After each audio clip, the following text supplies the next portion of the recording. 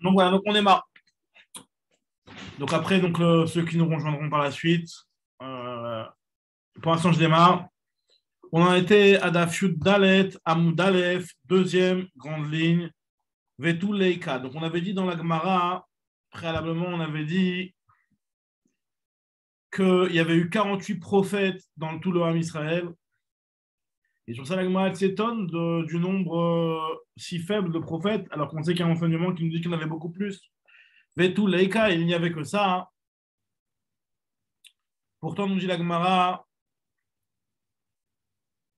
voilà, donc il y a Ethan qui rentre. Hop.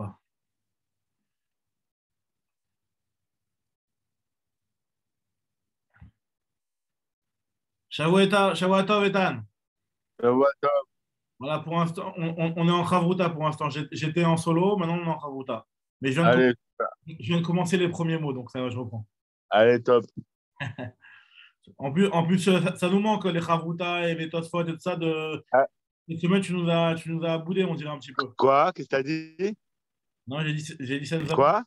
ça nous a manqué cette semaine, tes remarques et tout ça dans le chiot.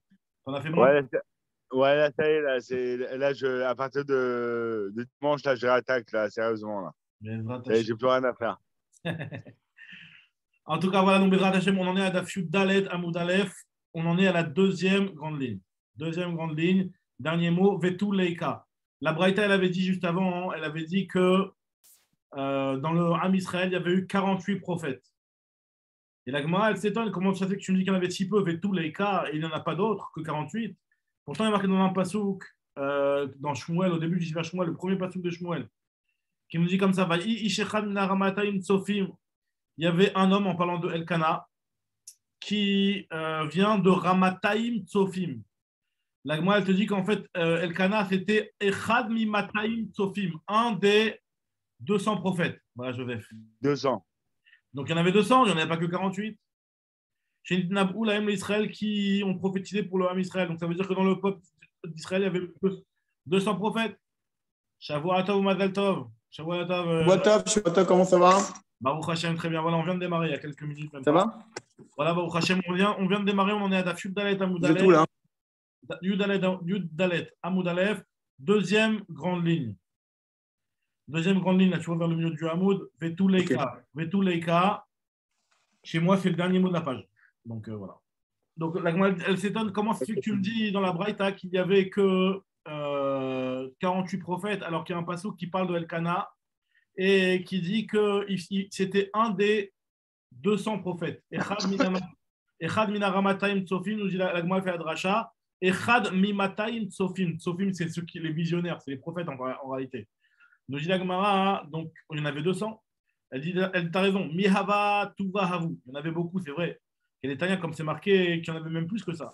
Puisqu'il y a marqué que Arbe Nevi'im Amdou Lahem le Israël, il y a eu beaucoup de prophètes dans le peuple juif, encore plus que nous dit la Gemara, encore plus que.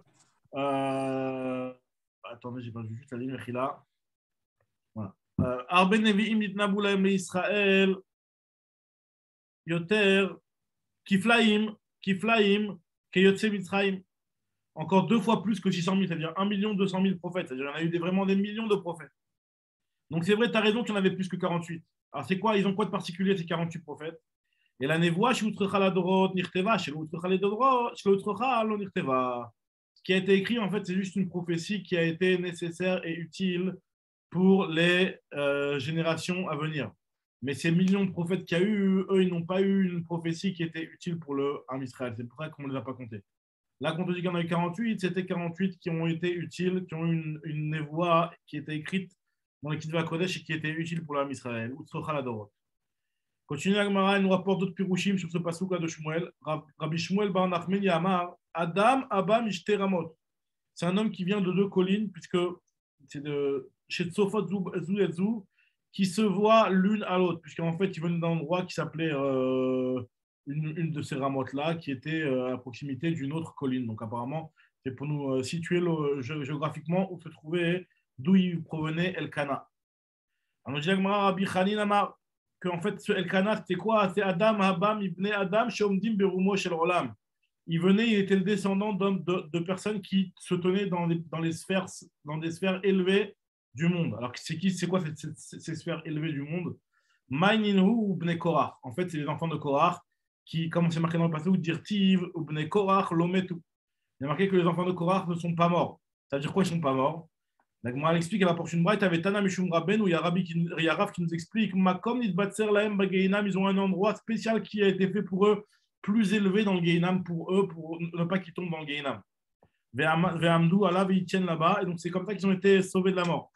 Donc, puisqu'ils ont été sauvés de la mort, donc en étant en endroit élevé, c'est pour ça qu'on dit que Elkana, il vient Mina Ramataim Sofim, puisque Elkana, il provient des enfants de Korah. D'ailleurs, il y a marqué dans le Midrash, enfin, je sais pas, je crois que c'est une qu'on avait vu, ou en tout cas, c'est un Midrash qui est connu, qui dit que une des raisons pour laquelle Korah il a commencé un petit peu à se rebeller, il savait par prophétie qu'il allait avoir Shmuel qui allait descendre de lui. Donc, il s'est dit, Shmuel, on avait vu dans la Gemara ça, Shmuel, lui, il est équivalent à Moshe Aaron Bechoana ou Shmuel Bekore Shemo. Donc, pourquoi eux, ils ont le droit à plus de choses que moi, alors que moi, je vais avoir un descendant qui est Shmuel Anavi, qui est plus grand que, enfin, qui est équivalent en tout cas à Moshe et Aaron réunis. Donc, c'est ce qui a un petit peu éveillé chez Korach cette, on va appeler ça de l'orgueil, mais en tout cas qui a entraîné après sa perte. Maintenant, la Gemara vient sur les prophétesses. Et là, on va voir c'est quoi l'histoire des prophétesses. Il y avait 7 prophétesses. C'est quoi ces 7 prophétesses? Sheva Neviot Maninu, quelles sont ces prophétesses? Sarah, Myriam, Dvora, Chana, Abigail, Hulda et Esther. Alors, on va toutes les expliquer. On va porter la source à chacune d'entre elles. Ça va être le Daf Dalet. Alors, nous disons Sarah, Dirtiv, Avi Milka et Avi Yiska. Il y a marqué que Sarah, elle, dans le passage c'est marqué concernant Sarah, il y a marqué dans le passage, je l'ai en entier, Vaikar Avram Venachor Laem Nashim, Shem Eshet Avram Sarai, Veshem Eshet Nachor Milka, Bat Aran Avi Milka et Avi Yiska. Donc on voit que Aran, lui, c'était le père de Milka et Yiska. Et Rabbi Yitzhak lui dit à Rabbi Yitzhak, Yiska ou Sarah? Yiska c'est Sarah. Pourquoi on l'appelait Yiska? Mais la manikra Yiska, chez Sarta Beruach HaKodesh. Elle avait réussi à voir par un Ruach HaKodesh, donc ça veut dire qu'elle était prophétesse. Donc, j'ai la Gemara, d'où on sait qu'elle avait eu ce roi HaKodesh, et Nehemar, comme c'est marqué dans le Passouk, une fois que Sarah a dit à Abraham de renvoyer Ishmaël, il y a marqué que Kodesh Baruch Hu a dit à Abraham, Kol asher tomar elecha Sarah, shma bekola. Tout ce que Sarah te dit, écoute-la. Donc pourquoi? Parce qu'elle a un col de roi HaKodesh Sheba, comme ça il n'ira pas. Très bien. Maintenant, nous dit la Gemara, Davar Acher, autre explication, c'est quoi cette appellation Yiska? Nous dit la Gemara, Yiska chez Akol Sochin Beyofia. Tout le monde regardait sa beauté. Alors, d'après cette explication, en réalité, on n'a pas de macor à ce que Sarah avait la prophétie, parce que d'après la première explication, tu me dis Yiska chez Sarta Beruach HaKodesh. D'après la deuxième explication, le Davar Acher, Yiska, ça fait référence à la beauté de Sarah. Alors, j'ai vu un pirouche qui est très intéressant qui explique pourquoi, même d'après le deuxième pirouche, on voit quelque part qu'elle avait la prophétie Sarah, parce qu'en fait, de la même façon que dans Rachel et Léa, on sait que Rachel elle était devenue moche parce qu'elle pleurait, parce qu'elle avait peur d'être donnée à Esav. Donc c'est pour ça qu'elle pleurait, elle était devenue moche à cause de ses pleurs. Alors, nous dit là, dans le pirouche, je ne me rappelle plus du nom que j'ai vu dans un Sefer, qui rapportait un pirouche qui disait que Sarah, quelque part, elle avait la même peur, elle aurait pu avoir la même peur, puisque finalement, Abraham, d'accord, lui aussi, il avait un frère qui n'était pas tzaddik comme Abraham, donc elle avait normalement, logiquement, elle aurait dû aller, elle n'était pas destinée pour Abraham. Donc, comment ça fait qu'elle n'a pas pleuré comme Léa et elle n'est pas devenue moche en pleurant comme Léa? Donc, on voit parce qu'elle avait la prophétie et elle savait qu'elle allait être donnée à Abraham. Donc, c'est pour ça qu'elle n'a pas pleuré et qu'elle est restée belle. Donc, quand on nous dit ici que Sarah allait rester belle, on voit quelque part sa prophétie, parce que si elle est restée belle, c'est qu'elle n'a pas pleuré. Si elle n'a pas pleuré, c'est qu'elle a eu une prophétie de savoir qu'elle allait être donnée à Abraham Avinu. Comme ça, j'ai vu un pirouche. En tout cas, nous dit la Gemara, elle nous représente dans Myriam. D'où on sait que Myriam, elle était prophétesse.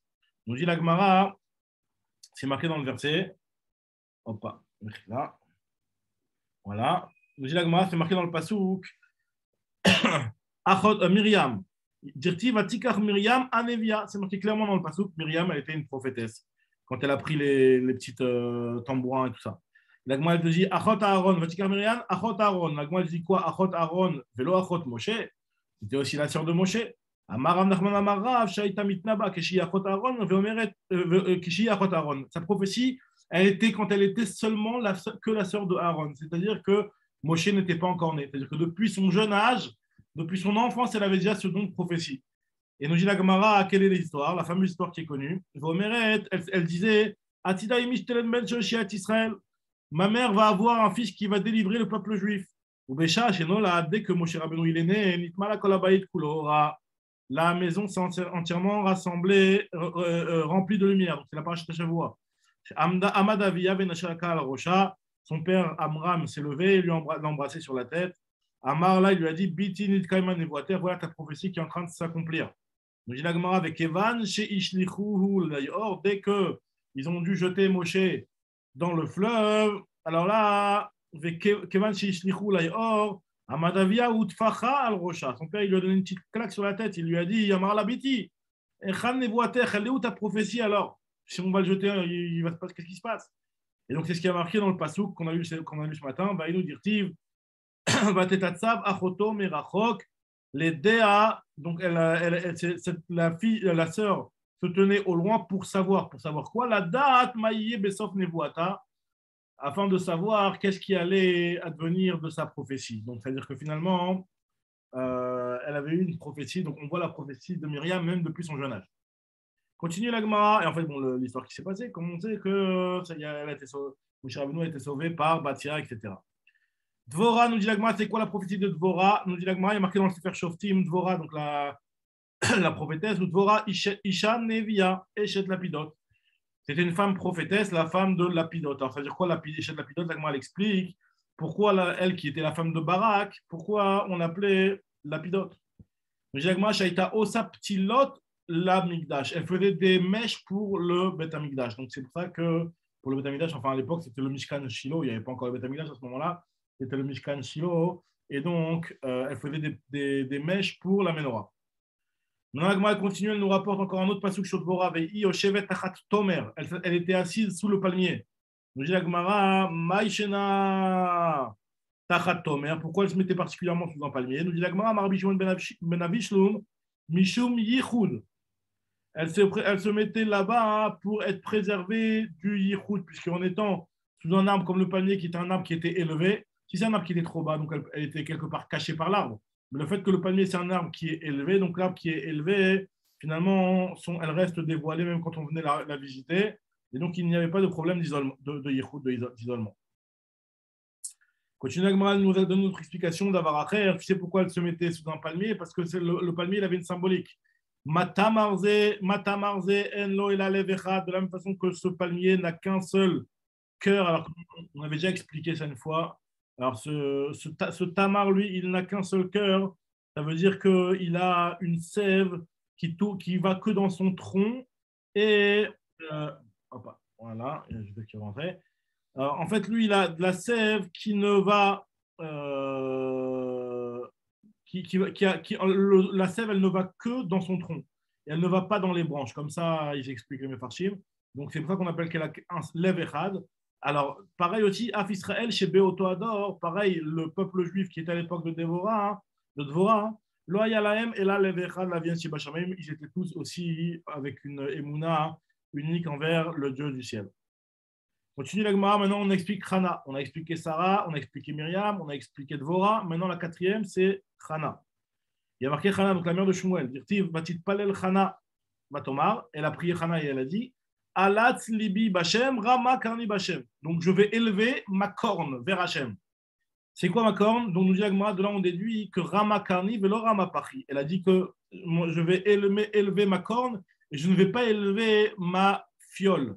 Parce qu'en fait, on sait que les rois, normalement, quand ils sont loin avec de l'huile qui est versée au travers d'une corne. Et une corne, ça représente la longévité et l'éternité de la royauté. Donc, par contre, de prendre une fiole qui est en argile, ça représente quelque part quelque chose de temporaire et donc de pas éternel. Donc, elle a eu un petit peu les deux, puisque... enfin, elle a eu les deux. Elle a eu Shmuel, son fils, il va à Dune oindre Shaoul avec un par, avec une chaîne en argile. Il va oindre David avec une corne. Donc, nous dit Chana, j'élève ma corne. C'est-à-dire qu'en fait, la fiole en argile, j'en parle pas. Parce que je sais que ça ne va pas tenir le coup. Mais de quoi je parle de la corne, ce qui va être éternel.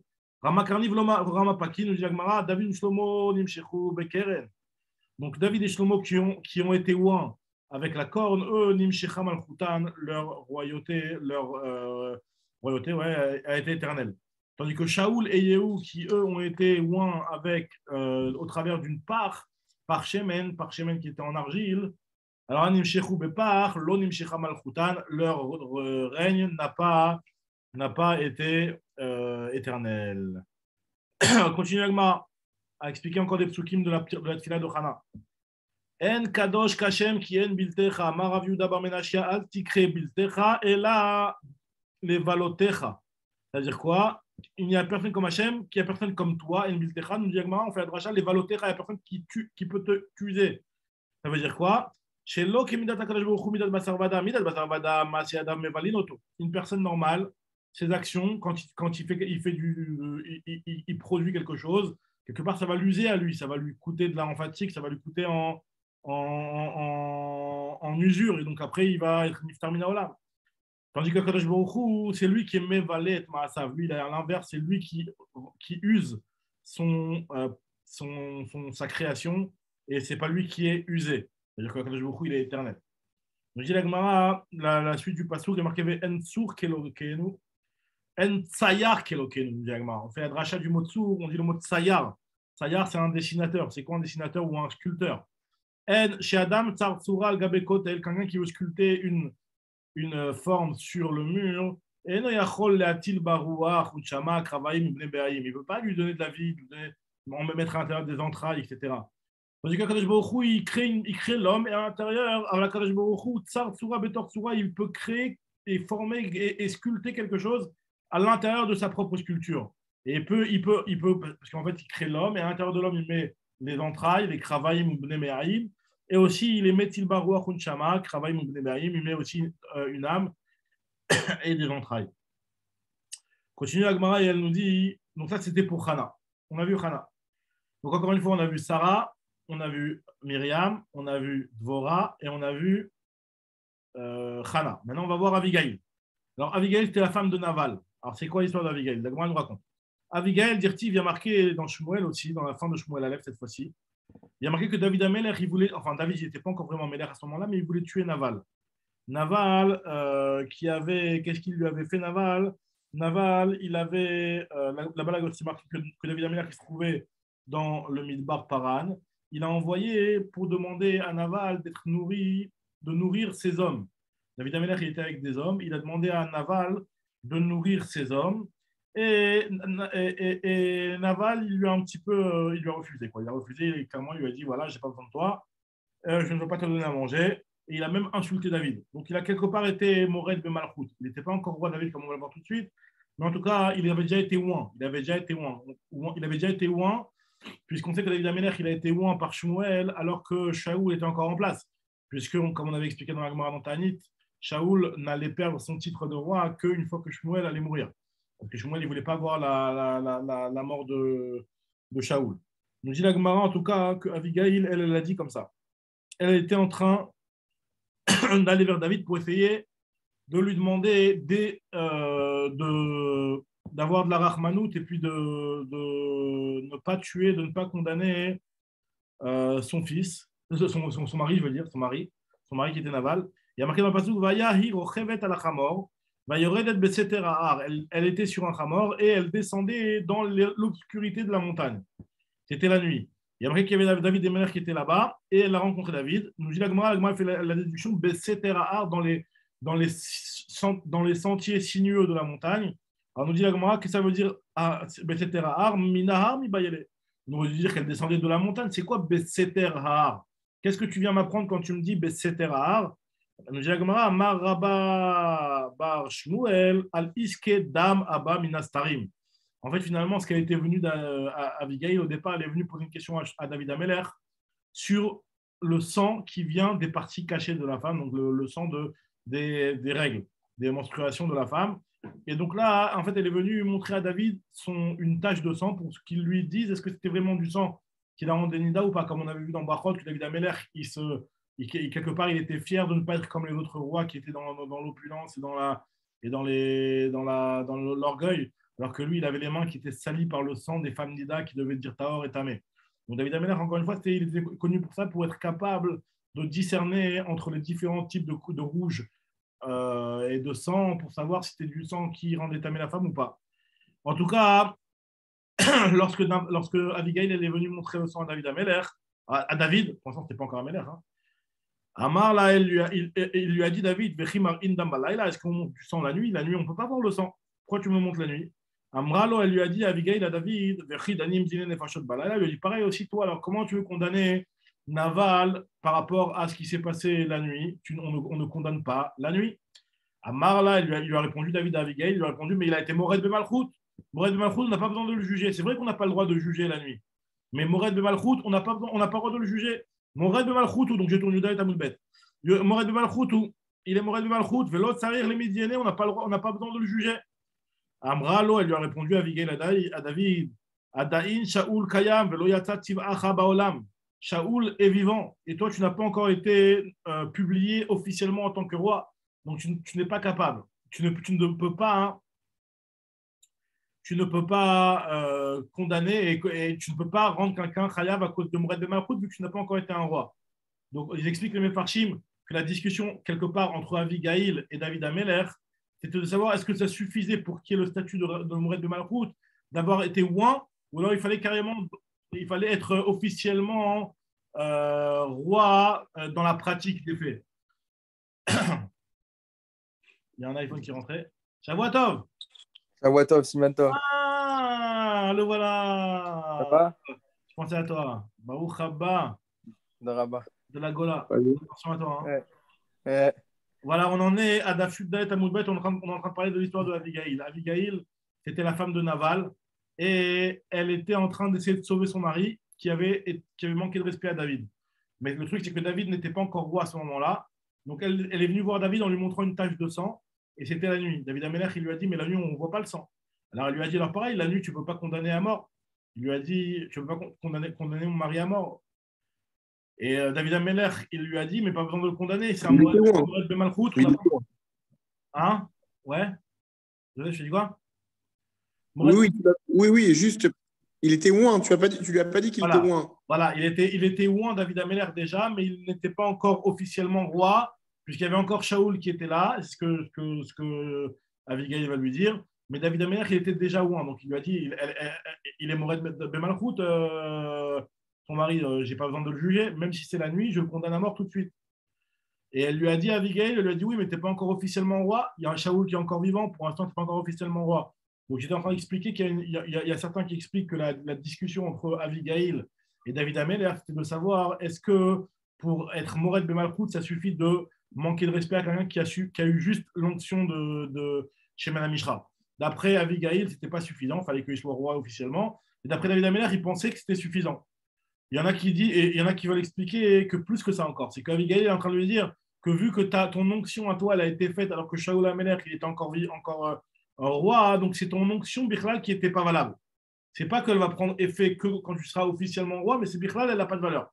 C'est deux Pirushim qui sont rapportés. Mais en tout cas, pour revenir à ce qu'on est en train de dire, c'est l'argument que Abigail a donné à David Amelech. David Amelech lui a donné raison, il lui a dit merci de m'avoir sauvé du sang. Du sang, c'est-à-dire de ne pas avoir tué un innocent finalement.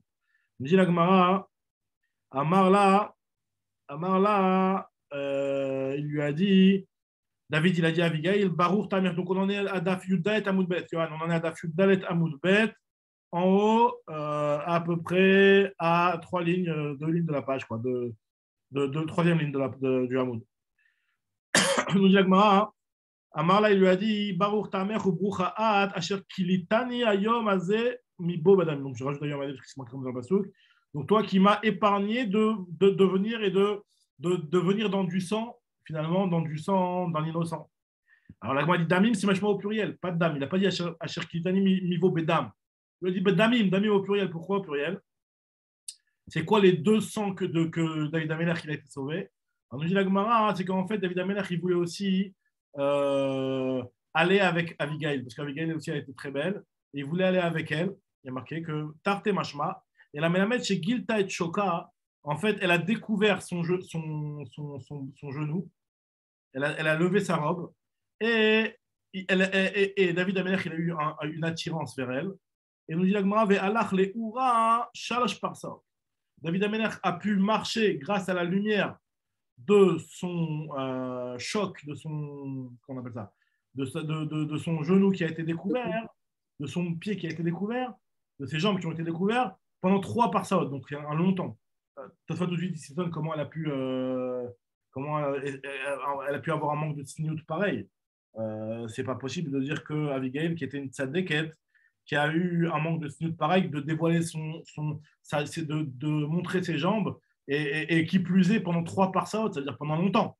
Donc, Tosfot, lui, il te dit en fait que quand on dit les auras, c'est par le feu de la ta'ava qu'il a illuminé David pendant 3 parsaot. C'est-à-dire quand il a vu, peut-être qu'elle, sans faire exprès, il y a ses jambes qui se sont découvertes, ça c'était involontaire.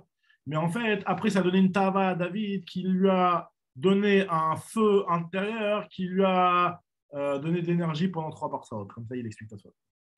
En train de nous dire la Gemara, Amar là, il lui a dit David Amelech, il lui a dit viens écoute-moi, ça veut dire viens avoir des relations avec moi. Amra lo, elle lui a dit Lotiezot lach lecha lepuka. Il faut pas que, elle lui a dit calme-toi, il ne faut pas que ce désir-là qui te remplit entraîne ta perte. Les puka, c'est que tu trébuches, il ne faut pas que tu trébuches. Elle nous dit la Gemara que quand il lui a dit, il ne faut pas que cette chose-là zote, elle lui a dit zote, il ne faut pas que cette histoire soit pour toi un kishalon. Alors quand tu zote, c'est quoi l'autre histoire? C'est l'histoire de Bathsheba. Et de là, on voit la prophétie de Abigail. Pourquoi? Parce qu'on voit qu'elle lui parle de l'histoire de Bathsheba qui allait arriver plus tard à David Amelech. de Bathsheba. Et c'est effectivement ce qui s'est passé. Donc on voit le niveau de prophétie de Abigail qui avait su prédire ce qui allait arriver à David Amelech avec Bathsheba. Puisqu'elle lui a dit, calme-toi, aujourd'hui, il ne faut pas que ça t'arrive cette histoire-là d'aller avec une femme mariée. Sous-entendu, c'est quelque chose qui allait pouvoir lui arriver dans la suite. Après, bon, même si effectivement on fait qu'elle n'était pas mariée à Bathsheba officiellement, mais en tout cas, c'était quelque chose qu'on a reproché à David, comme on a déjà vu. Donc, Diagma, donc ça c'est toujours un autre passage qu'Abigail a dit à David. Donc elle lui a dit que toi tu mérites avoir le monde éternel, que tu ne trébuches pas dans une faute si grave qu'est l'adultère. Nous dit la Gemara qui avait Miftera miné lorsque Abigail elle s'est séparée de David, donc elle a quitté David à ce moment-là. Amra, elle lui a dit Ve'ti Vashem ladoni ve'zacharta et amatecha. Que Dieu soit bon envers toi et souviens-toi de ta servante. Donc là, elle est en train, nous dit la Gemara, elle est en train de prévoir le futur et de dire que voilà, ne m'oublie pas et que dès que mon mari meurt, marie-toi avec moi. C'est ce qui s'est passé dans l'histoire aussi. Nous dit la Gemara. Ouais. Quoi Une petite question.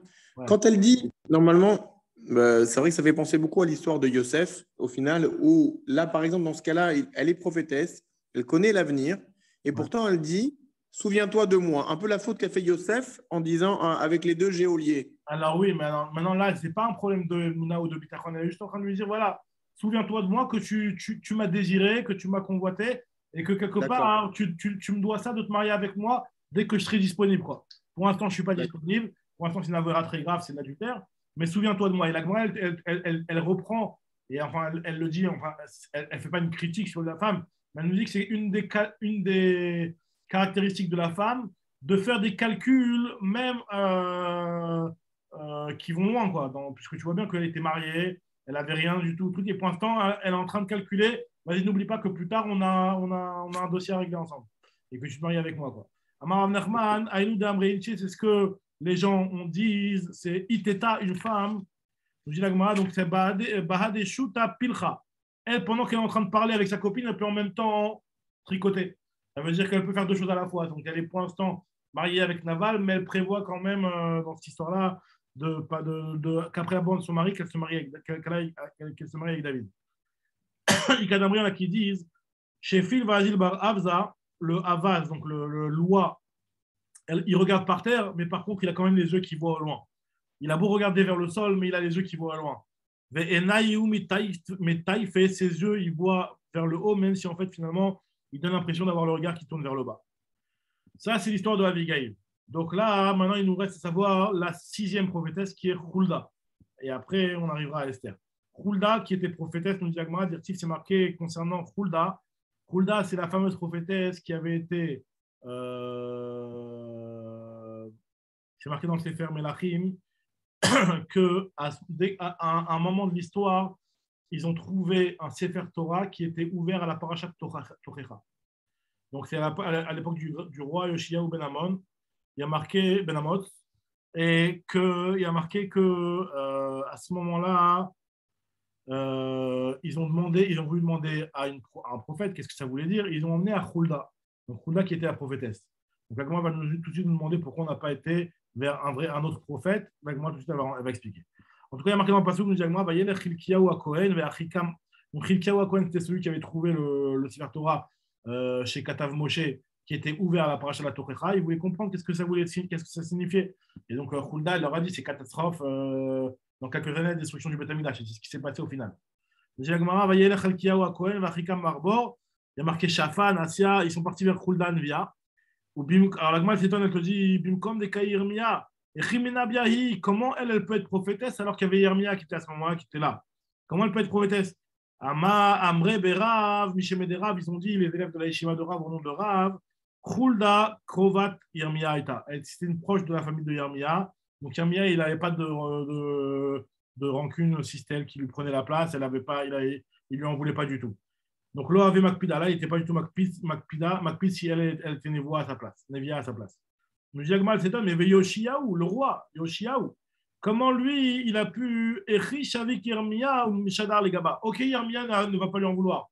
Mais le roi, comment le roi, il va vers elle, il ne va pas vers Yermia?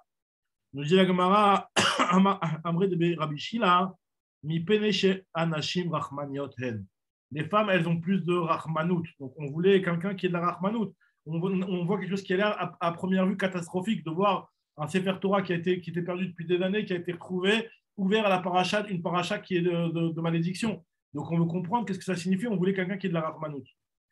Diagmar, Rabbi Yochanan Amar, chez Yermia, lo avait Atam, il n'était pas là, Yermia. Pourquoi? Chez Allah, l'Arzir, Aseret Ashvatim, il est parti pour récupérer de leur exil les 10 tribus qui avaient été exilées par Sancheriv, Melech Ashur, qui avait exilé toutes les tribus à part Yehuda et Binyamin, qui ont été restés en Israël, parce que c'était bien avant la destruction du premier Beth Amikdash, bien avant. Il y a marqué que c'est à peu près, je crois que c'est à peu près une centaine d'années même avant la destruction du Beth Amikdash. Il y a marqué que les Bnei Reuven, les Gad, Hatshivot, Menaché, ils ont été qui étaient ceux qui étaient de l'autre côté du Jourdain, ils ont été exilés. Puis après ça, il y a 3000. Qu'est-ce qu'il y a marqué? Il y a marqué que Galou Tishar Ashvatim, à part Yehuda et Binyamin. En tout cas, le Chorban Tamidash, il est arrivé bien après, donc c'était déjà bien avant que ces tribus-là ont été exilées. Et Yermia, il a été les chercher. Alors, on nous dit la Gemara, Minalan de Adour, on sait que ça a marché, qu'il a réussi à les récupérer, qu'il a réussi à les ramener. Nous dit la Gemara, dire comme c'est marqué dans le Sefer Yechezkel, il y a marqué qu'il y a Mocher la Mimkar lo Yashuv. Il y a marqué que sachez que vous n'allez pas récupérer les terrains que vous avez vendus. Normalement, on sait qu'au Yovel, au bout du Yovel, celui qui a vendu un terrain, au Yovel, il récupère son terrain. À part les maisons entourées de murailles, qui a une règle spéciale, si tu ne l'as pas racheté dans l'année, etc. Mais normalement, dans une ville, de manière générale, si jamais tu vends un terrain, eh ben, tu récupères le terrain, au nom du Yovel. Et Reskel leur dit, voilà, sachez que le Yovel, on ne va pas avoir le Yovel. Sous-entendu, il va y avoir la destruction du Beth Amikdash, vous n'allez pas récupérer votre terrain, tout va partir en vrille. La Gemara a dit, elle s'étonne, elle dit, je ne comprends pas. Si le Yovel n'avait pas été remis en place, comment ça fait que Reskel, il vient, il leur dit, voilà, le Yovel ne va pas être mis en place, mais il est déjà annulé. Parce qu'il y a une information importante que j'ai oublié de dire, c'est que le Yovel ne peut être applicable que lorsque le Rov du Ham Israël est en terre d'Israël. Il y en a qui disent qu'il faut que tout le Ham Israël soit en terre d'Israël. Il y en a qui disent que le Rov du Ham Israël soit en terre d'Israël. En tout cas, ce n'était pas le cas s'il n'y avait pas les 10 tribus. Donc, nous, on voit des paroles de Yechezkel qui a dit et qui a prophétisé que le Yovel allait être annulé, que le Yovel a été remis en place. Comment il a pu être remis en place alors que les tribus n'étaient pas là? On voit que les tribus sont revenues. Donc on voit que Yermia, il avait réussi sa mission de ramener les tribus. Alors nous dit la Gemara, Efshar, Yovel, Batel, Anavi, Mitnavi, Alafshi, Batel. Si le Yovel n'est déjà pas en place, donc comment c'est que le Navi te prophétise qu'il n'allait pas être en place? Il n'est déjà pas en place. Et la Mélamed, de là on apprend, chez Yermia, Erziran, il a ramené tout le monde et donc on a pu redémarrer un conte du Yovel qui n'a pas abouti puisqu'il leur dit que dans la prophétie que le Yovel ne va pas aboutir. Nous dit Yoshiaou Ben Amon. Yoshiaou Ben Amon, Malach Aleem, nous dit qu'une fois que Yermia il a ramené tout le monde, le roi de Yehuda, c'est lui qui a été le roi de tout le Ham Israël, puisqu'on a retrouvé quelque part une unité au niveau du roi. Il n'y a pas de problème. Baslacha, Etan. Baslacha. En tout cas, nous dit la Gemara, nous dit la Gemara que Yoshiaou Ben Amon, il peut. Alors, qu'est-ce qu'il dit Yoshiaou Ben Amon? Dirtiv, Vayomer, Matziun Alad, Asher Ani Roe, Vayomeru Elav, Anshe Ha'ir, Akever Ish Elokim, Asher Ba Miyuda, Vayikra et Advarim Ha'ele, Asher Atzita El Hamizbeach Bevet El. Alors, moi, je pose la question, elle dit, je comprends pas. Quel rapport entre Yoshiaou, Vechi Mativo chez Yoshiaou, Al Mizbeach Bevet El? Bevet El, c'était un endroit qui normalement était, qui faisait partie du royaume d'Israël, pas du royaume de Yehuda. Comme on sait très bien qu'il y a eu la scission entre le royaume d'Israël et le royaume de Yehuda.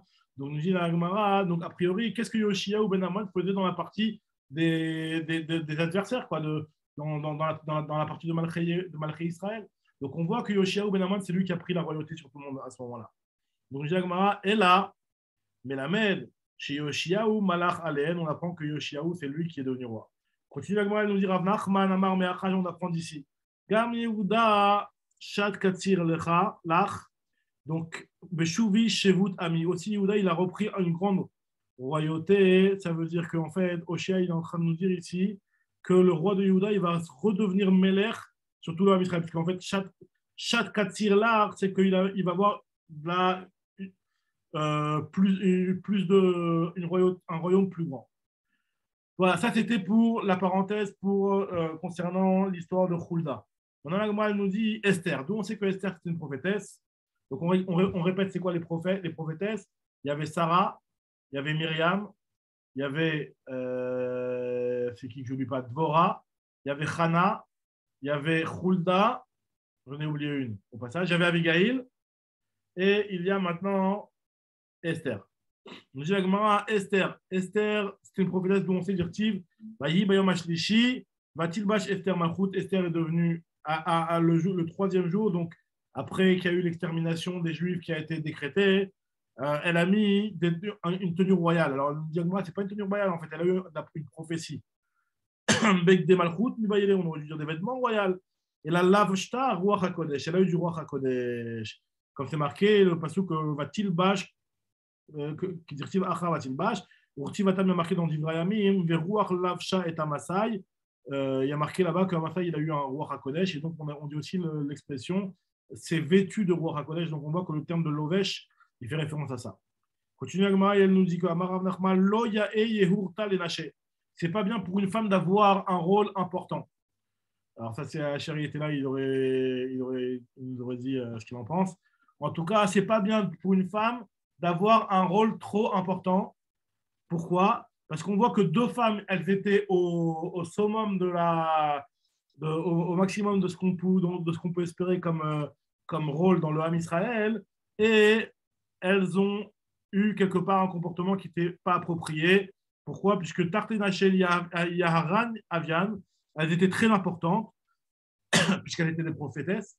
Vesanyan Shmayahu, et leur nom a été sali. Pourquoi? Chada, il y en a une, Shma Ziburta, il y en a une qui s'appelle l'abeille. Alors, c'est quoi l'abeille? C'est Dvorah, en fait. C'est l'abeille. Il y en a une qui s'appelle Karkushta. Karkushta, c'est la belette. La belette, c'est Hulda Nevia. Alors, qu'est-ce qui leur est arrivé? Ils ont un nom, c'est-à-dire, c'est un petit peu bizarre qu'elle nous dit l'Agma, parce que finalement, leur nom, il aurait dérangé personne si elles n'avaient pas dit un mot de travers. Mais là, le fait qu'elles ont dit un mot de travers, comme on va dire juste après, on nous dit que leur nom, il est interprété sous une forme péjorative. Et voilà. Donc, on nous dit c'est quoi ce qu'ils ont fait de mal. Zibourta, Dvora, qu'est-ce qu'elle a dit de mal? Ktiv B, il y a marqué qu'elle a dit va tishlach, va tikra les barak. Elle est partie, elle a appelé Barak. C'est pas elle qui est partie vers lui. Donc, elle a eu ce manque de respect de l'appeler au lieu d'aller elle vers lui. Car Kushta, donc Khulda, c'est quoi l'histoire? Le manque de respect qu'elle a eu envers un roi. Ktiv B, il y a marqué que lorsque Yoshiaou Amelech il a trouvé le Sefer, il y a marqué que Amrou Leish, dites à l'homme qui m'a envoyé le Sefer. Velo Amra Amrou la mère, elle aurait dû dire dites au roi. C'était le roi qui lui a envoyé le Sefer. Donc elle aurait dû dire dites au roi. Du fait qu'elle ne s'est pas exprimée comme ça, elle a quelque part manqué de respect. Donc on voit que les trop important pour une femme, ça peut lui monter à la tête quelque part, on dirait. En tout cas, nous dit l'Agma, Marav Nachman, Khuldam ibn Banat. On va dire pareil, on dit pareil pour Mordechai à la fin, non? On dit finalement d'être à la tête. À la fin de la Megillah, on va dire plus tard ça, que Ouais. son nom au départ il était dans un ordre préférentiel et après il a été mis dans un ordre plus loin, exactement, c'est vrai. Amar Rav Nachman, Khuldam ibn Banav shel Yoshua Aïta. Khulda faisait partie des descendants de Yoshua. Dire comme c'est marqué, Ktiv Achai a marqué ici au sujet de Khulda ben Charchas, et a marqué dans un autre pasuk au moment de l'enterrement de Yoshua dans le Sefer Shoftim au début, il y a marqué qu'on l'a enterré Betimnat Cheres, on l'a enterré là-bas. Donc le mot Charchas et le mot Cheres, ça vient de la même racine, donc c'est pour nous dire que Khulda descendait de Yoshua. Alors la Gemara tout de suite elle pose une question, elle dit je ne comprends pas. Et si Veravena Sabal et Rav Nachman, pourtant il y a marqué que Shmon Anevihim Ve'em Kohanim Yatsu Mirachavazona. Il y avait 8 prophètes Kohanim qui sont descendus de Rachavazona. Vous les voici, Belouen, Neria, Baruch, Sraya, Martseya, Yermia, Chilkia, Hanamel et Shalom. Et alors quoi? Et on te dit que même Khulda, Rabbi Omer, Af Khulda, Neviam, Ibn Banea, Shel Rachav, Adona, Eta. Même Khulda faisait partie de la descendance de Rachav. Donc elle ne faisait pas partie de la descendance de Yoshua. Alors tout de suite, on va répondre qu'ils sont mariés ensemble au final. Avant ça, en tout cas, moi, je te dis, Ktivachai a marqué que Ben Tikva, concernant Khulda, il a marqué Ben Tikva. Il y a marqué concernant Rachav, au moment où elle a mis le petit fil rouge pour dire qu'elle soit épargnée, et Tikvat Rout Hachani, donc le fil rouge que tu accrocheras sur ta fenêtre, on l'appelle aussi Tikva. Donc c'est aussi, on voit aussi le même terme. Nous dit l'Agmara comme réponse.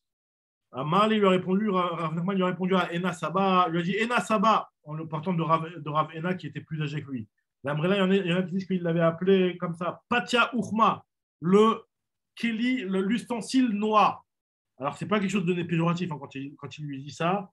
Ils expliquent les Mefarshim qu'en fait, il était noir par le tsar qui se faisait, par la souffrance qui se mettait dans le Hamal à Torah qu'il faisait. Donc, c'était un petit peu quelque part un compliment. En tout cas, ce qu'il lui a dit, Mini ou Minar, entre moi et toi, Tistaim Shmatda, on va arriver à un bon enseignement, parce que c'est vrai, des Igyara Venisba Yehoshua, il l'a converti et Yehoshua s'est marié avec elle. Continue l'Agma, elle nous dit en tout cas, est-ce que Yehoshua il a eu des enfants? On mis à vous les Aral et Yehoshua, est-ce que Yehoshua il a eu des enfants? Pourtant, il y a marqué dans le passage en Divrei Yamim, réactive, Nun Beno Yehoshua Beno. Et de là, on apprend que Yehoshua, le seul fils qu'il a eu, Nun, son seul fils qu'il a eu, c'est Yehoshua, et la généalogie, elle s'est arrêtée là. Donc, on voit qu'il n'a pas eu d'enfant, Yehoshua. Nous dit la Gemara, Benelo voulait, Bantana voulait. Il n'avait pas de garçons, mais il a eu des filles. Alors, je continue la Gemara d'Aftetvav. Je continue la Gemara Bishlama Inhiu, je comprends bien. Donc, la Gemara, elle prend sur les 8 prophètes qu'on a dit qui descendaient de Rachav. La Gemara va essayer de comprendre cette histoire. Elle te dit, Bishlama Inhu Miprash, et je comprends bien. On sait exactement, donc les prophètes Yermia, Hanamel, Baruch, Shraya, qui étaient des prophètes, c'est marqué clairement. Ça, on le sait.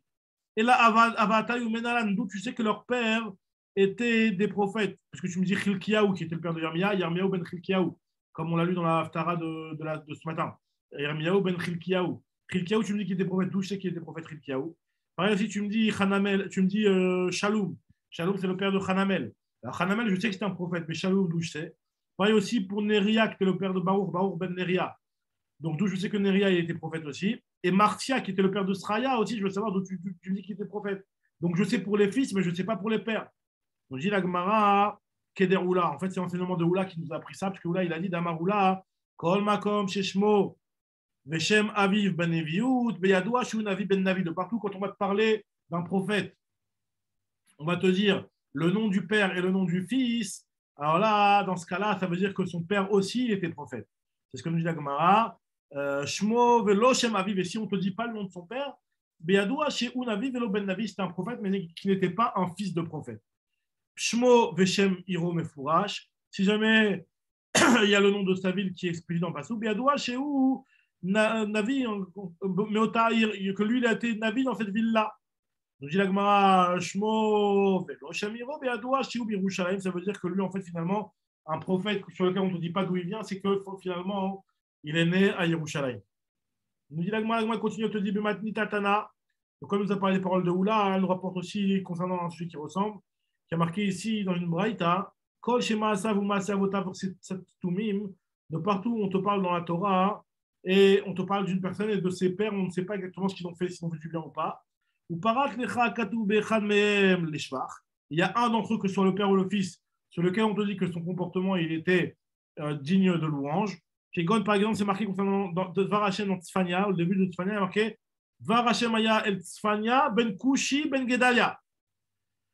Donc ça veut dire que Tzfania, lui, c'était un avis, et ça veut dire qu'en fait, finalement, si on te dit ici, au niveau de sa prophétie, qu'il y a quelque chose de positif, et quand on parle de ses pères, ça veut dire que Beyadoua Shu Tzadik ben Tzadik, et que aussi Kushi, son père, et Gedalia, son grand-père, était aussi des tzadikim. Étant donné que si on te dit de manière négative, par exemple, dans un passage dans Yermia qui te dit que Vayi Bachodesh Hashvi'i, Ba Ishmael ben Netanya ben Elishama.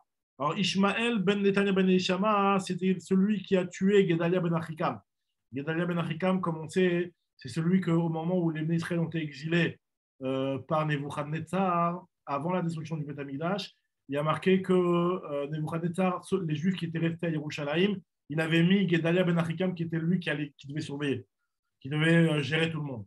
Et Ishmaël, qui lui faisait partie de la Meloucha et qui lui, normalement, quelque part, il était plus apte à être Melech que Gedalia ben Achikam qui avait été mis comme un Melech, quelque part un petit peu. nous dit le Navi qu'il a été jaloux et il a tué Gedalia ben Achikam et de là, ça a démarré toutes les catastrophes. Donc Ishmaël, c'était quelque part, il a eu de la riche route. Et dans le passage, il y a marqué Ishmael ben Netanya ben Elishama. Donc, si on te parle, vu qu'on te parle de Ishmaël à un moment, dans une histoire négative, et on te parle de leur père et du père et du grand-père, c'est que le père et le grand-père aussi n'étaient pas tip-top. Mais il y a Doua, Shu, Racha ben Racha, et aussi Natania, aussi bien Natania que Elishama, eux aussi, ils sont des Rechaïm. On va continuer la Gemara. Amar Nachman Malachi, c'est qui le Malachi? C'est Mordechai. Alors, la Gemara va tout de suite revenir sur ça. Mais pour l'instant, Rav Nachman, il te dit que Malachi, c'est Mordechai, le Yehudi. Et pourquoi on l'appelle Malachi? Shayam Mishni la Melech. Il était Melech, pratiquement Melech, c'était le second du roi. Quand c'est marqué dans le Passouk, dans la Megillah. Nous dit la Gemara, Métiv, et comment tu peux me dire que Malachi, c'est Mordechai? Pourtant, il y a marqué dans la Braïta il y a marqué que Baruch ben Neria, Sraya ben Maasia, Daniel, Mordechai Bilchan. Alors, Mordechai Bilchan, il y en a qui c'est le même, c'est Mordechai qui était Baki dans les Shivaim Leshonot. Bilchan, Milachon Lashon. Et Chagai, Zcharia, Malachi, Kulam Nitnabou, ils ont tous été des prophètes. Donc on voit qu'il y a et Malachi et Mordechai qui sont cités dans le même passouk. Donc Malachi, ça ne peut pas être Mordechai. Tchouf, t'as la dit, c'est une tchouf, t'as raison. Alors maintenant, il y a une petite. Ouais, ok, très bien. Bon, il y a juste une petite parenthèse, c'est que là, dans cette liste-là, on nous dit Daniel, alors que dans le début de la Maseret, on avait vu que Daniel, n'était pas un prophète. Là, on voit que Daniel, il a été prophète. Donc, il y en a qui explique aussi la même chose, que Daniel, lui, n'a pas une prophétie qui a été utile autant que les autres. En tout cas, nous dit la Gemara continue, elle nous dit donc forcément, Malachi, ça ne peut pas être Mordechai. Impossible de dire que Malachi, c'est Mordechai. Nous dit la Gemara, Tanya, Marbi Yoshua ben Korcha, Malachi, c'est Ezra. C'est Ezra, Malachi. Les Chachamim ont dit Malachi Shmo. En fait, son vrai nom, c'est Malachi. Et nous dit la Gemara, le vrai nom c'est qu'en fait, c'est ni Ezra, ni personne d'autre. C'est Malachi, il s'appelait comme ça, c'est Malachi, c'est un nom. C'est pas que Ezra qu'on a appelé Malachi ou Mordechai qu'on a appelé Malachi. Non, c'est son vrai nom, c'est Malachi. Amar Necham Bar Yisrael, Mistaba Keman de Amar Malachi, c'est Ezra, c'est plus logique de dire que Malachi, c'est Ezra. Pourquoi? Parce qu'il y a marqué dans la prophétie de Malachi, il y a marqué Dirtiv Beneviut Malachi, Beged, Bagda Yehuda, Vetoeva Nasta Be Israël ou Birushalayim, Kirchilel Yehuda, Kodesh Hashem, Asher Ahav ou Baal Bet El Nechar. Donc, il faisait de la remontrance au Ham Israël qui s'est rebellé puisqu'il avait été avec des femmes d'un dieu étranger. Quel est celui qui est connu pour avoir fait une grande révolution au niveau des mariages mixtes? C'est Ezra. Donc tu vois bien dans le Sefer de Malachi, on te dit que Malachi il avait eu un petit peu la même chose. Donc forcément, c'est plus logique de dire que Malachi et Ezra, c'était le même. D'ailleurs, il y a une petite devinette. Quel est le prophète qui a 2 Sfarim en son nom? C'est Ezra. Parce que finalement, Ezra, il y a un livre dans Ketuvim et un livre dans Nevi'im. Puisque Malachi, si on te dit que Malachi c'est Ezra, d'après ça, c'est le même. En tout cas, nous dit Agmara, c'est lequel qui a été celui qui a séparé les Juifs des mariages mixtes? Alors, nous dit Agmara, Ezra, c'est Ezra. Alors, à cette époque-là, dans les Mefarshim, j'ai expliqué que c'était pas, quand on lit les textes, on a l'impression que tout le monde se mariait avec des goyotes, etc. Chalvé Shalom, c'est pas ce qui se passait. Mais en tout cas, ce qui se passait, c'est là où on a reproché, et c'est pour ça que Ezra il a pris les choses en main, parce que c'était des choses qui étaient. Les gens ils le faisaient sans avoir honte. Et personne ne leur disait rien. Ils se mariaient avec des goyotes sans avoir honte et personne ne leur disait rien. Donc Ezra, il a commencé, il a fait une révolution à ce niveau-là. Donc ce qui est marqué dans le Passouk, Ezra, c'est lui, Dirti, quand il a commencé à faire Ezra, Vaya'an Shchania ben Yechiel Mibne Ela, Vayomer l'Ezra, nous on s'est rebellé contre notre Dieu, et on s'est marié avec des femmes étrangères. Et donc c'est Ezra qui a rétabli ça. On raconte la Gemara Tanoura Banan, Arba Nashim Yefefiot Ayu Baolam. Il y avait 4 femmes qui étaient magnifiques, qui étaient très belles, qui ont existé dans le monde. Nous dit la Gemara Sarah, il y en a qui disent, donc pour faire l'ordre, on va inverser Rachav et Abigail et Esther. D'accord? Ce sont les 4 femmes qui étaient d'une beauté incroyable. Alors, nous dit la Gemara, d'après celui qui dit que Esther était palote, alors c'est les Mandamar, Esther ira Kroketaita, Mapik Esther ou Mayal Vashti. Tu mets Vashti à la place. Donc, ce n'est pas que des juives, tu peux mettre aussi Vashti à la place.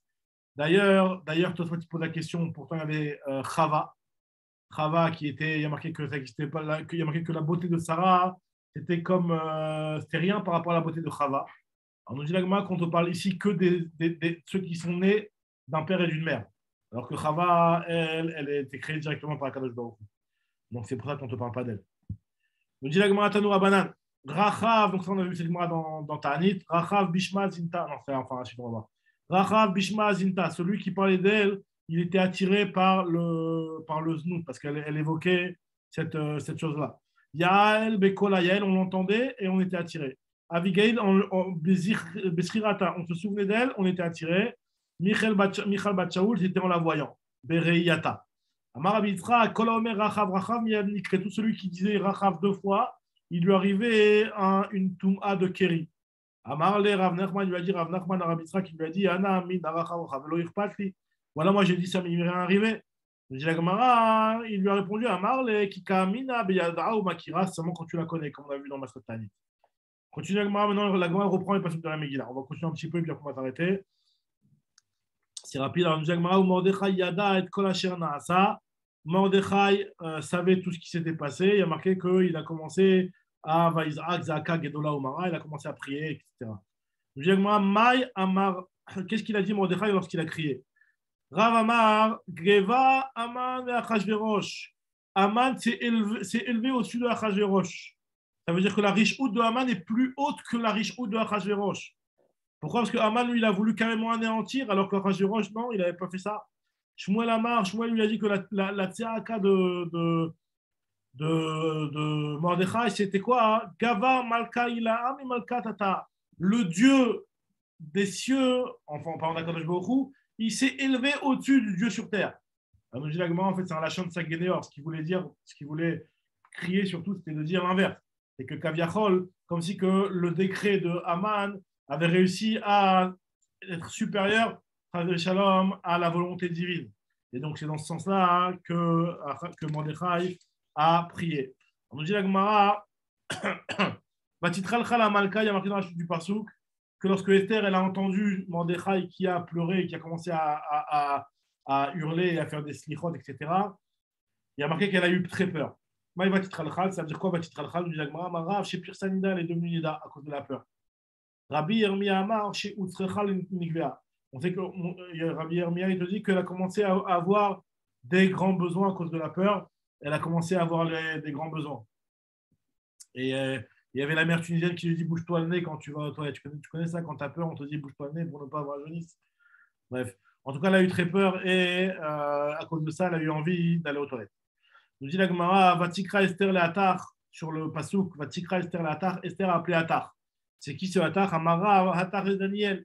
C'est Daniel qui était un des Saris Améler, qui était vraiment le plus important, depuis même l'époque de Balthazar. On nous dit la Gemara. C'est bizarre de dire. Quoi C'est bizarre de dire que Daniel, c'était un saris, quand même. C'est bizarre, c'est vrai, mais apparemment, voilà, c'était. Ouais. Et que c'était quoi? Que c'était en plus un prophète? En plus, un prophète, exactement. Ouais. Un saris, c'est pas contradictoire avec un prophète. Hein. Un saris, des fois, c'est les rois qui prenaient des gens et qui les rendaient saris. Hein. Après, c'était pas volontaire de la part de Daniel, bien entendu. Mais. Non, mais quand tu dis que le Kohen doit être sans mou, mais pour que le Kohen. Ah oui, non, saris, c'est un mot. Il y a un Issou Minatora de se rendre saris, bien entendu. Même quelqu'un qui a eu 200 enfants, il y a un Issou de Minatora de se rendre saris. Mais là, je ne sais pas exactement. Est-ce qu'il était vraiment saris? Je ne sais pas. Comme ça, on a l'habitude de dire. Maintenant, je ne sais pas. Parce qu'Atar, il a marqué dans la Megillah que c'était un des sarissimes. Donc, ouais. En tout cas, nous dit la Gemara que pourquoi on l'appelait Hatar, Daniel? Parce qu'à l'époque de Achashverosh, il avait perdu de son importance. Puisque à l'époque de Balthazar, il était déjà un ministre, alors qu'à l'époque de Achashverosh, ils l'ont mis tam conseiller de la reine, enfin, c'est eunuque de la reine, donc c'était vraiment beaucoup moins important. Khatrou Migdoulato, qu'il avait eu à l'époque de Balthazar, qui était là-bas, il y a marqué même dans le passage, qui régnait sur le tiers du royaume de Balthazar. Shmuel Amar, chez Kol Divrei Malchut Irtachin Alpiv, il disait au contraire, c'est qu'il n'a jamais baissé de niveau, même à l'époque de Achashverosh. Toutes les paroles de Achashverosh, elles n'étaient tranchées que par la parole de Daniel. Continue la Gemara, nous rapporte le pasteur qui a marqué la date, Mazé, Real Mazé, Amar Bitzrak, Shalchalo, lui a envoyé Shema, Avou, Israël, Al-Khamisha, Khumshe, Torah, Dirtiv, Misé ou Misem, Ketuvim. Qu'est-ce qui se passe? Pourquoi tu es en train de hurler? Il est en train de pleurer, Mordechai. Est-ce que les Juifs ont transgressé les paroles de la Torah sur lesquelles il y a marqué que les tables de la loi étaient écrites Misé ou Misé? C'est ça ce qu'elle a voulu dire Esther quand elle a dit la date Mazé ve al Mazé. Continue la Gemara avec Guidou et Mordechai, ils ont livré Esther. Ils ont apporté à Mordechai les paroles de Esther. Nous dit la Gemara, ve ilou iyu lo azal legabé. Lui, il n'est pas parti vers elle. Pourquoi lui, Attar, c'est pas lui qui a apporté les paroles de Esther à Mordechai? Enfin non. Pourquoi au contraire? Pourquoi Daniel, lui, qui a apporté les paroles de Esther à Mordechai, il n'a pas rapporté lui-même les paroles de Mordechai à Esther? Alors, nous dit la Gemara, Mikan she'en meshivin à la kalkala. De là, on voit qu'un chaliar, lorsqu'il va quelque part faire une shlichut et il voit que ça n'a pas marché, il ne doit pas aller renvoyer lui-même l'information. En réalité, que ce partie de la Megillah, c'est au moment où Mordechai avait demandé à Esther de rentrer chez le Meller et Esther qui est en train de lui dire non, je ne veux pas. Ça fait trop longtemps que je n'ai pas été appelé, c'est dangereux. Donc on nous dit, et à ce moment-là, il y a marqué que Esther a envoyé à Mordechai, mais il n'y a pas marqué que c'était par l'intermédiaire de Hatar. Alors pourquoi c'est par l'intermédiaire de Hatar? Parce que c'est un chaliar, lorsqu'il est nommé, en l'occurrence ici Daniel, qui avait été nommé par Mordechai pour être chaliar et pour faire passer à Esther la demande d'aller intervenir auprès du roi. Si jamais sa shlichut n'a pas été reçue, sa mission n'a pas marché, en meshivin à la kalkala. On ne doit pas. Enfin, c'est comme ça, on a du mal à ramener. Enfin, c'est même un conseil de Derech Eretz, un minac Derech Eretz, que ça ne se fait pas de retourner d'aller toi-même annoncer à la personne qui t'a envoyé que sa mission n'a pas été accomplie. Alors, la Gemara continue, elle nous dit que Esther, elle a dit à Mordechai, ok, une fois qu'elle a accepté de rentrer, elle leur a dit, ok, mais jeûnez pour moi.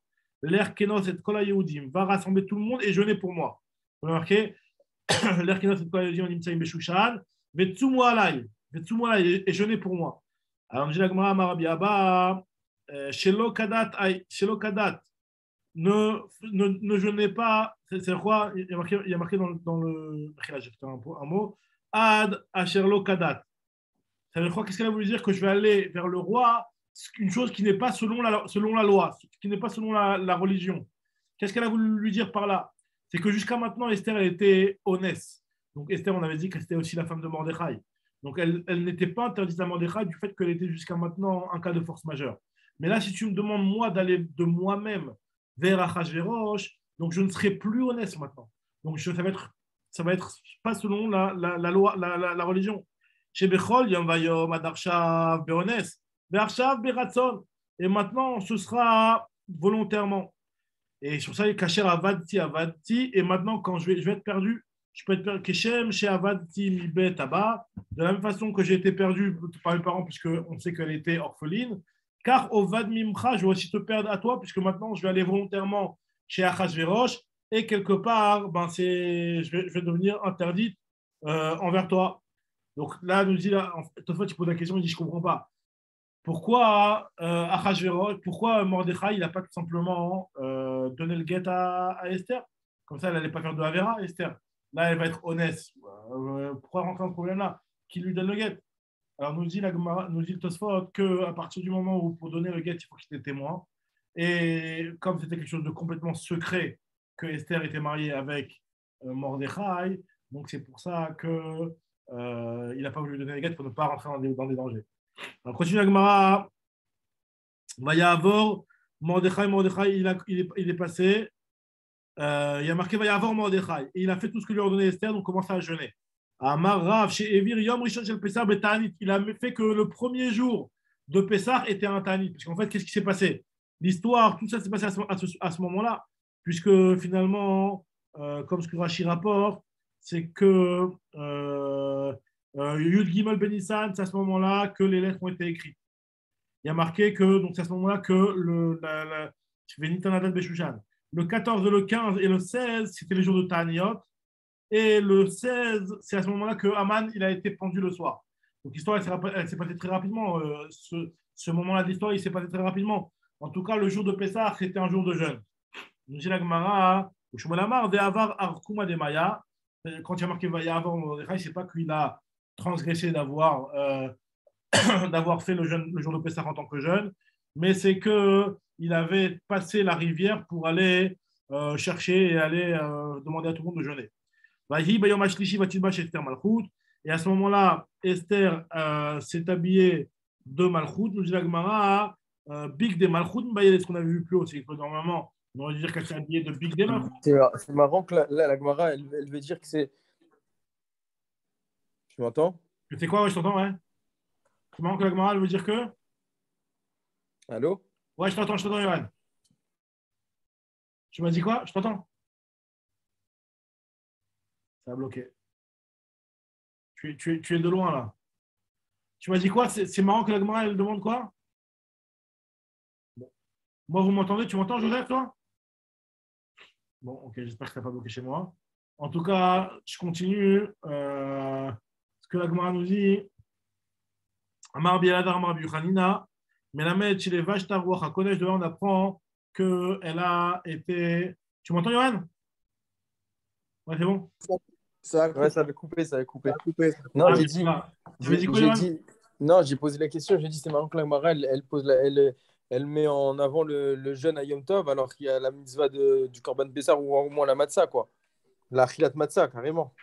Ouais, en réalité, je pense que ça inclut ça quand on dit de jeûner à Pessah, qu'ils vont manquer la matzah. Toi, tu as l'impression que c'est seulement le fait de jeûner à Yom Tov, quoi. Ouais, tu vois, parce qu'il répète, jeûne à Yom Tov, mais finalement, c'est encore plus ça. Une des seules Achila mitzvah, c'est la Achilat Matzah ou Korban Pessah dans la Torah, et bon, ça paraît. Tu as raison, c'est vrai, c'est une bonne remarque. Ouais. Bon, en tout cas, peut-être que c'est inclus dans ce que l'Agmara voulait dire, peut-être que c'est ça. En tout cas, nous dit l'Agmara qu'elle a eu un roi à Kodesh à ce moment-là, mais Amar Abi Elazar, Amar Bechana Milamed, chez la Vashta, Ruach, à Kodesh, Dirtiv, Achavatilba, Shurtiv Atam, Veruach, la vache et Amasai. Alors, juste, je termine juste le petit paragraphe qui est un petit mahamar qui n'a rien à voir, comme ça on continue sur les plus de la Megillah. Amar Rabbi Elazar, Amar Bechanina, là on est en train de voir des enseignements de Rabbi Elazar, Amar Rabbi Elazar, Amar Bechanina. Leolam altei berkat ediot kala benecha. La bracha d'un Hédiot ne doit pas être simple à tes yeux, ne la méprise pas. Il y a deux hommes grands qui ont été bénis par des hommes simples et qui cette bracha s'accomplit. C'est qui? Belouen, David et Daniel. David, il a été béni par Arvana. Arvana, c'est quoi? C'était un goy. David débarqué Arvana. Dirtiv, c'est marqué dans le verset. Alors, au moment où David Amelech il a acheté le Harabaït, donc il y a marqué qu'il a acheté le Goren de Arvana et pour mettre là-bas le Misbéach, pour arrêter la Magefa qui était arrivée sur le fait qu'il avait compté le Ham Israël. Il y a marqué qu'à ce moment-là, Arvana, qui était le roi des Yévoussi, alors ce n'est pas les fameux Yévoussi connus, mais c'était un petit peu parmi les pays ch'tim. Et en fait, il y a marqué que Arvana, il a béni le roi. Il lui a dit que Dieu t'exauce. Et ça s'est exaucé effectivement. L'épidémie s'est arrêtée. Donc ça, on voit un homme simple comme Arvana, qui était un goy simple. Bon, c'était un roi, mais c'était un goy simple. Et qui a béni David et ça s'est exaucé. Daniel, il a été béni par Dariavesh. Daniel débarquait Dariavesh. Il a été béni par Dariavesh, dire-t-il, comme c'est marqué dans le passage dans Daniel, lorsque Dariavesh. Alors, ça, c'est une histoire très intéressante, ce qui est marqué dans le Sefer Daniel. Là, on parle de Dariavesh Amadi. Alors, dans l'histoire, comme on sait qu'après Balshazzar, il y avait eu Dariavesh qui a été nommé roi. Et il y a marqué que Dariavesh, il avait comme conseiller Daniel, mais Daniel, il avait des détracteurs. Il y a marqué que, comme il avait des détracteurs, ils ont fait une règle que celui qui priait une personne autre que le roi était condamné à mort. Et ils ont balancé comme quoi Daniel, il avait prié son Dieu. Donc à cause de ça, le roi Dariavesh, qui aimait beaucoup Daniel et qui ne voulait pas du tout le tuer, il était obligé de prendre Daniel et de le jeter dans le Gouvarayot, donc dans la fosse au lion. Et il a marqué qu'au moment où il l'a jeté, il lui a dit bon, que ton Dieu te protège. Et effectivement, c'est ce qui s'est passé puisqu'il n'a pas été mangé par les lions. Donc on voit que la bracha d'un idiot, elle a de la valeur. C'est marrant parce que les deux idiotes duquel on parle, c'était quand même des malachim. Hein. Dariavesh est un ménère. Il a marqué que Elahar dit Ant Pelachle Betadira ou Ishvinar, que le Dieu que tu sers, qu'il vienne et qu'il te sauve. Amar Abiyadam Abrena, Alte Killat, et je vais parler dans l'autre sens aussi. Il ne faut pas que la malédiction d'une personne simple soit simple à tes yeux, puisque on sait que, nous dit l'Agmara, puisque Charé Avimelech Kilel et Sarah, Avimelech a maudit Sarah, au moment où elle lui avait caché que c'était la femme d'Abraham. Il y a marqué, il lui a dit Inelach Kesutenaim. Voilà, il va être pour toi, ton mari, quelque chose qui va te voiler la vue, qui va te voiler la vue, qui va te rendre aveugle. Donc elle n'est pas devenue aveugle, mais son fils Yitzhak qui est devenu aveugle. Et Nikayem Bezar Ak, Vaï Kizakain Yitzhak, Watir Ena Ena. Donc on voit ici que Yitzhak il a été rendu aveugle. Pourquoi? C'est quoi la raison de base? C'est parce que il y a la cause de la malédiction de la vie mère. Regarde comment Kadosh Baruch Hu, il n'est pas comme les hommes. Adam Shofet Dera, Acharka Noten et Tochamaim. Donc c'est encore un autre enseignement de Rabbi Lazar Marbi Hanina qui n'a rien à voir. Un homme, comment il fait quand il veut faire chauffer de l'eau? D'abord, il met une marmite sur le feu et après, il la remplit d'eau. Tu ne peux pas mettre de l'eau et après mettre une marmite. L'eau, elle tient nulle part si elle n'a pas la marmite. Par contre, Kadosh Baruch Hu, avec les nuages, d'abord, il y a l'eau qui se forme et après, il ramène les nuages pour contenir l'eau. Comme ça, la Gemara présente les choses. Avant la Kadosh Baruch Hu, noten ma'im v'achakar shofet gdera, et après, il met la marmite qui va contenir, comme c'est marqué dans le pasuk, les kayem mashneemar, l'école tito hamon ma'im bashamaim. La suite, c'est marqué, va y aller Nessim, c'est les nuages. Hachem, il donne d'abord l'eau dans l'air, et après, il y a les nuages qui se forment avec ça. Tout celui qui dit quelque chose au nom de la personne qui lui a enseigné, il apporte la Géoula dans le monde, comme c'est marqué dans Esther, que va Tomer Esther, le Meler Bachem Mordechai. Autre enseignement de Rabbi Hanina, Amar Hanina, Tzadik Avad, les Doro Avad. Un tzadik quand il y a une génération qui perd un tzadik, lui, il perd rien, le tzadik. C'est la génération qui perd. C'est la génération qui perd. Machal Lema dans le domaine, je dis à quoi je peux comparer la chose? Quelqu'un qui a perdu une pierre précieuse, un homme qui a perdu une pierre précieuse. La pierre précieuse, où qu'elle se trouve, elle est encore une pierre précieuse. Tandis que celui qui l'a perdu, c'est son propriétaire. Machal Adam Shavdalo Margalit, Kolmakom Shi, Margalit Shema. Lo Avda, et là, les Baalea, elle n'a été perdue que par son propriétaire. Donc, voilà, donc on en est en bas. On en est à la dernière ligne de la page, à 2 lignes avant la fin de la page. Donc, Bezrat Hashem, on reprend demain. On va essayer de rattraper un petit peu, pas complètement, mais bon, doucement, Bezrat Hashem. Johan, tu nous manques beaucoup. Merci beaucoup. Ouais. Bezrat